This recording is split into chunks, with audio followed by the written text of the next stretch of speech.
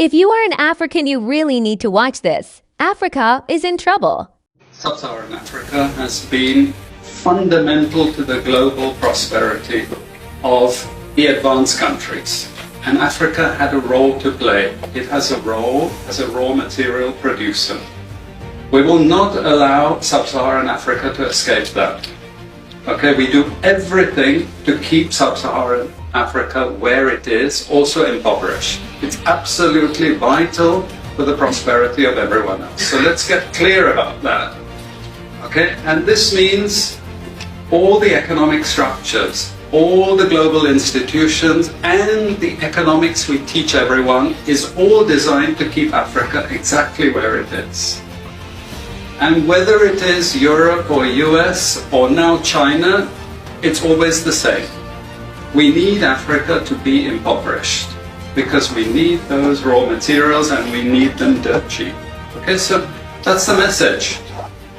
It doesn't mean to say that there's nothing Africans can do. Of course there is. This is what it's about. Because if Africa does do something different, I assure you living standards of all those in Europe and North America and Asia is going to fall.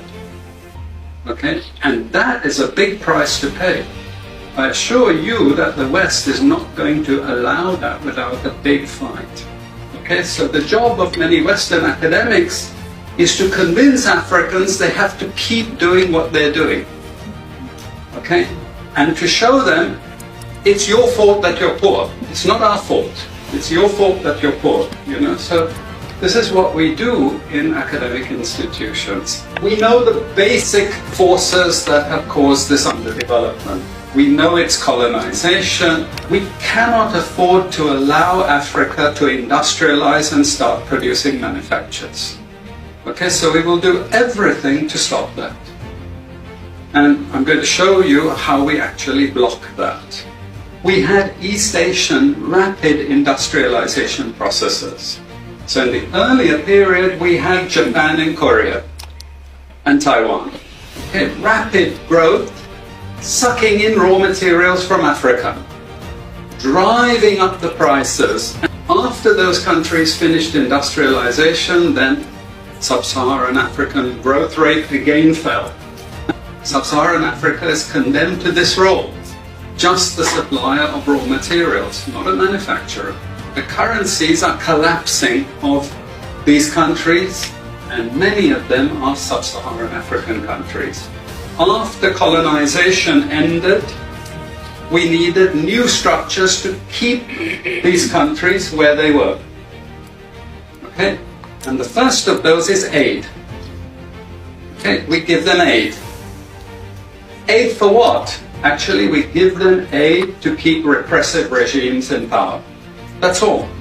All the hypocrisy about transparency and democracy and bullshit like that, it's all bullshit. But it would go to country after country offering loans. And if the president did not accept the loan, they were killed. It's just economics. It's economic warfare. The rich declare war on the poor. It happens everywhere. It happens in a country. The rich control the government. Of course they do. You really believe you have democracy? Come on. I mean, grow up. Who has all the subsidies and income support? US, Europe.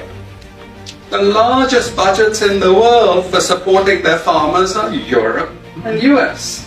You see, we're keeping them dependent. We're keeping them on a string. This next round of the WTO is designed to block that. To block anyone else getting on top of the ladder.